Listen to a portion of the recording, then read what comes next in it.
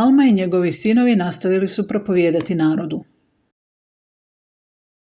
U međuvremenu su Zoramci postali Lamanci i zajedno su planirali napad na zemlju Jeršon.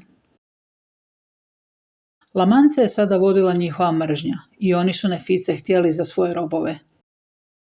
No Nefici su se borili kako bi očuvali svoje obitelji i slobodu svoju. Lamanci su planirali napasti zemlju Jeršon, no kad su ugledali oklope Nefijaca uplašili su se i otišli napasti neku slabiju zemlju. No Moron je poslao glasnika da zatraži pomoć od Alme. Bog je Almi razotkrio plan Lamanaca. Imajući saznanje o tome, Moron je Lamancima postavio zamku. Nefijske su vojske opkolile vojske Lamanaca na rijeci Sidon.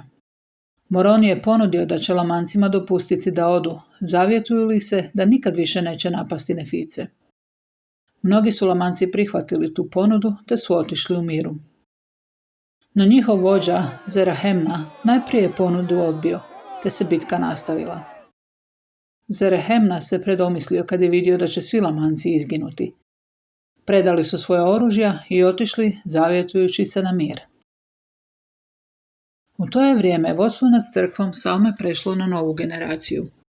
Ti novi vođe radili su na podizanju i jačanju crkve. No Amalikija se protivio njihovom radu. Amalikija je želio postati kralj i mnoge je ljude zaveo na krivi put. Moron je bio ljut na Amalikiju. Razderao je svoj ogrtač i na njega zapisao za što se sve bori. Na spomen Boga našega, vjerozakona našega, i slobode i mira našega, žena naših i djece naše. Tražio je podršku od Gospodina dok god budu pravedni. Potom je okupio ljude koji su željeli braniti svoje političke i vjerske slobode.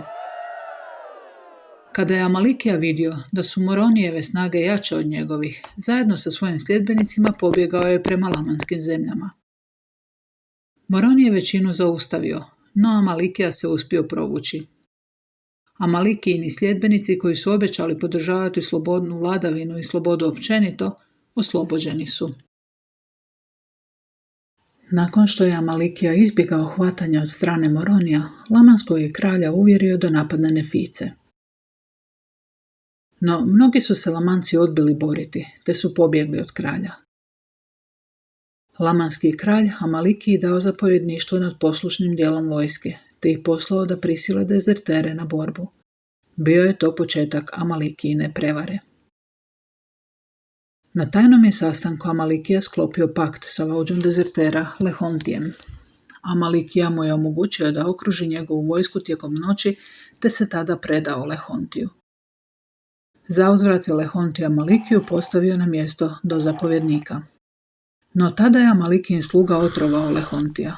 U skladu s običajima, Amalikija koji je bio dozapovjednik postade vođa ove kombinirane vojske.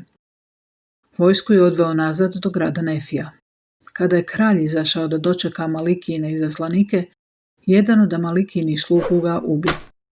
Tada je za kraljevu smrt optužio kraljeve vlastite sluge, koji su pobjegli kako bi spasili svoje živote. Zaišće tada Amalikija naklonost u kraljice, sada udovice, te se uskoro oženi njome i tako postade kraljem Lamanaca.